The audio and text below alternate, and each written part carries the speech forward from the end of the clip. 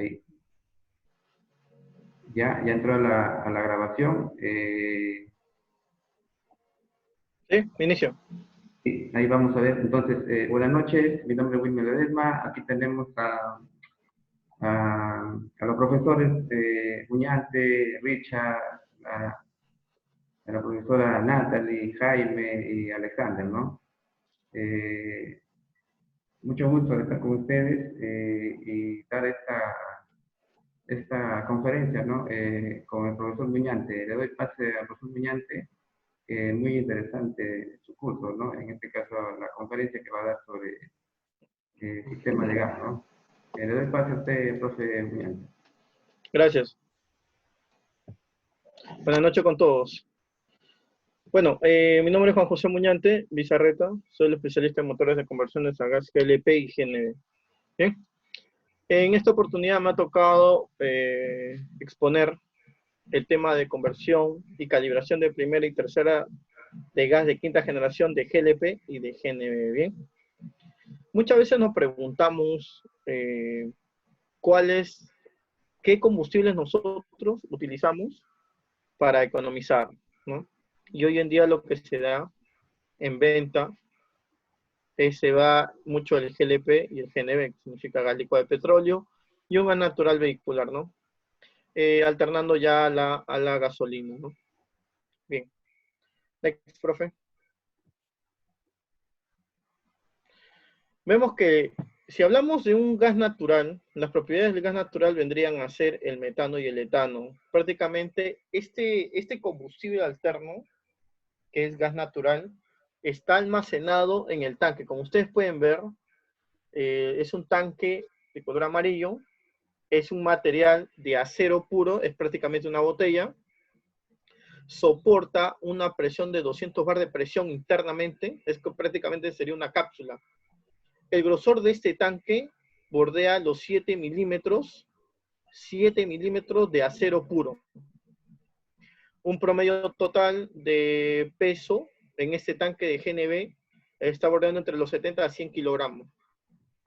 Con un octanaje almacenado, gas natural, estamos hablando de 130 octanos que tiene el GNV. Prácticamente es la presión envasada directamente que viene desde el surtidor, por medio de varias válvulas.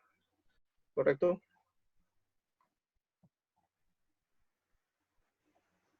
Vemos que también una de las ventajas del GNV es que es económico, porque mayormente un motor, por ejemplo, hablamos de cilindrada cúbica, un motor 1500 o un motor 1300, es un Yaris, correcto, un Toyota Corolla, un Nissan, más o menos se está recorriendo si utilizamos un GNV.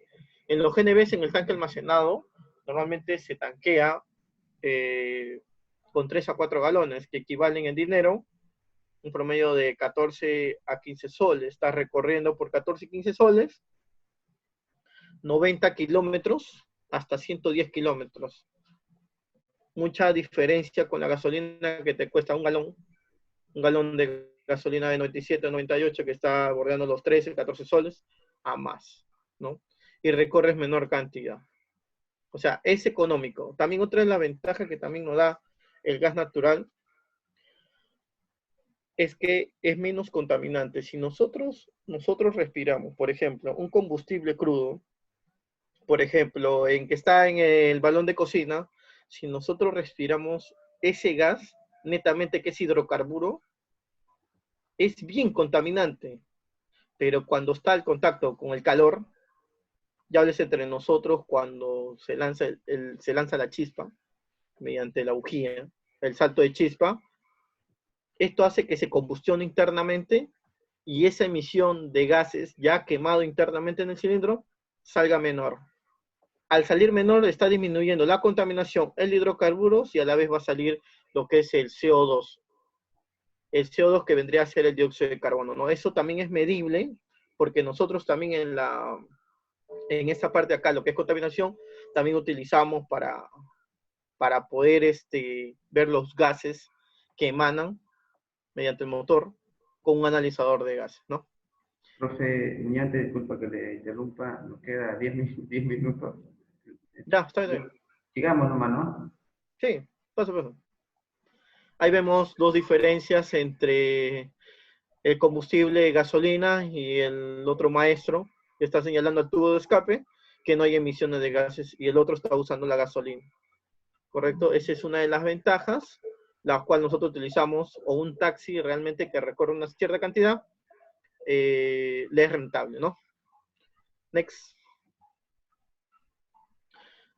En esta diapositiva nosotros vemos los requisitos que necesitamos para la conversión de motores a gas, ¿no?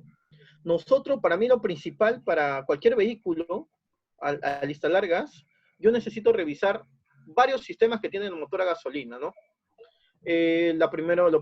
Lo que siempre se da es la compresión del motor, arriba de los 150 hasta 180, la compresión de motor que debe tener un vehículo.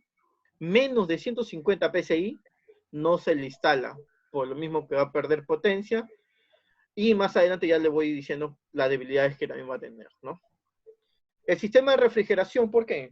Porque acá justamente nosotros necesitamos que la circulación de refrigerante en un motor es importante para regular la temperatura. ¿Por qué es importante el sistema de refrigeración en el vehículo?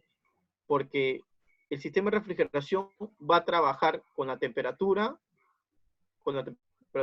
del líquido, va a circular mediante este componente que está acá, no sé si lo notan, bueno, algunos profesores, se llama gasificador, ¿correcto? El gasificador es un componente principal que vendría a ser, como le decimos, el corazón del gas.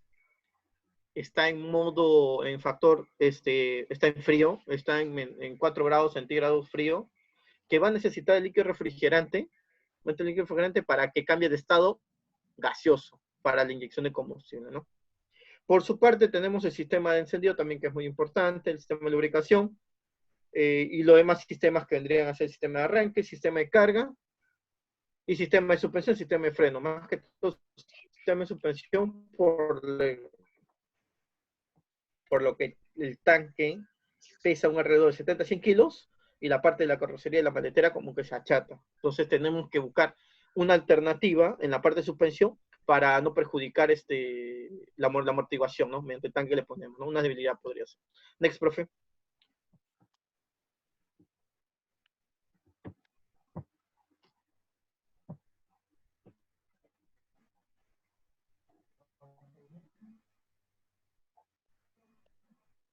¿Ya cambié? Nosotros nos diferenciamos, sí, nosotros nos diferenciamos, ¿me escuchan? Sí, sí. Ya, ok. Nosotros nos diferenciamos entre la primera generación, la tercera generación y la quinta generación, ¿no? La primera generación mayormente son componentes que van instalados en el vehículo en los motores convencionales. Los motores convencionales, ¿qué quiere decir? Motores carburados con una inyección mecánica, un carburador, un múltiple regulable, ¿no? Un carburador regulable. Se le pone instalación convencional, primera generación. Vemos los componentes que lleva un manómetro de GNV, una toma de carga, un regulador de combustible y un mezclador y un regulador de alta. Son básicamente los componentes. Next, profe. La ubicación de los componentes, como vemos en esta imagen, tanques, válvulas, van en la parte posterior de la maletera, el corte de gasolina, porque nosotros tenemos un conmutador de gas, que nos va a permitir el cambio de combustible, de gasolina, permite el corte, y también para que pase a gas, ¿no? Y te da la opción de poder manejar solo gasolina o solo gas. Y por el resto ya son sus componentes, como llamamos gasificador, manómetro, regulador de gasolina y el conmutador. Next. ¿Cuántos minutos nos quedan?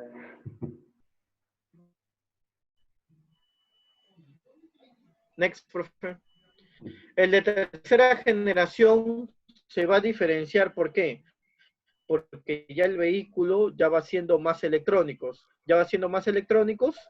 y se le va agregando lo mismo componentes de primera generación, pero ya la tercera generación, ¿qué le vamos a aumentar? O sea, ¿cuál va a ser la diferencia?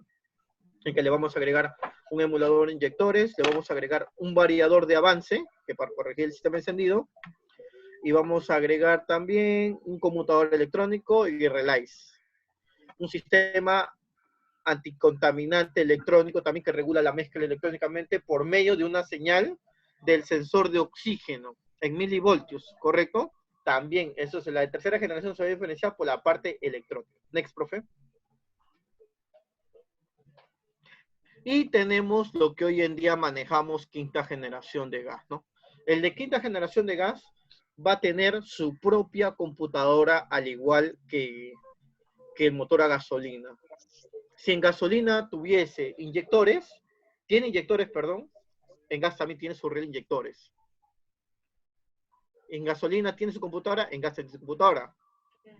Entonces, el modo instrumento, el manejar acá, es prácticamente, se basa a la parte electrónica. Tiene, en la quinta generación tiene sensor de temperatura, sensor de presión, sensor MAP, sensor de temperatura de refrigerante para que haga el cambio. Todo es controlado mediante una computadora de gas. Next, profe. Tenemos un proceso de instalación de gas que la que va a diferenciar de otros sistemas es que va a tener la computadora y todo va a ser regulable por medio de un software. Este acá estamos viendo de la marca Lovato, las instalaciones y el proceso, ¿no? Next, profe. Acá tenemos algunos componentes de gas, que es la reinyectores, gasificador y computadora. Next. Y por último tenemos un cable interfase que conectamos a la computadora para poder calibrar en el mapeo lo que es presión de gas, temperatura, lo que es mapeo, ingreso, pasar a gas directo si es que en caso arrancado a gas directo. Lo que hoy en día se maneja quinta generación de lo que es pura programación.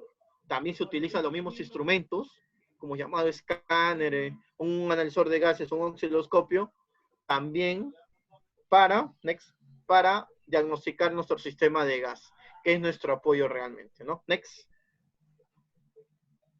Ahí vemos los instrumentos. Next.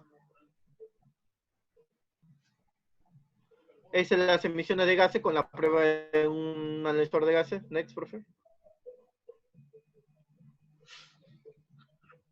Bien. Bien, lo que es el sistema de gas es muy complejo, ¿no? Esto es lo que se da prácticamente hoy en día y lo que es instalaciones, ¿no? Bueno, ante todo, mi nombre es Juan José Muñante. Muchas gracias por la oportunidad que me dio en esta plataforma. Saludos y un gusto a todos ustedes, profesores. Muy interesante, Gracias. profesor Muñante. Tenemos un minuto y ese minuto queremos aprovechar. Damos pase a Jaime y luego a la señorita Natalie, Alexander y a profesor Richard. Nos queda menos de un minuto. Vamos. Bien, ante todo, muy buenas noches. Felicitarlo, ¿no? Por la disertación, sobre el punto del desarrollo, ¿no? Del proceso de la instalación del gas según generaciones. Y, y el punto de la economía, ¿no? Lo que mencionó más que todo es factible, lo que siguen desarrollando más que todo en Lima. Y ¿cuál sería el problema, ¿no? Por decir, por decir un gas en un carro vehículo que tiene lo que es de quinta generación,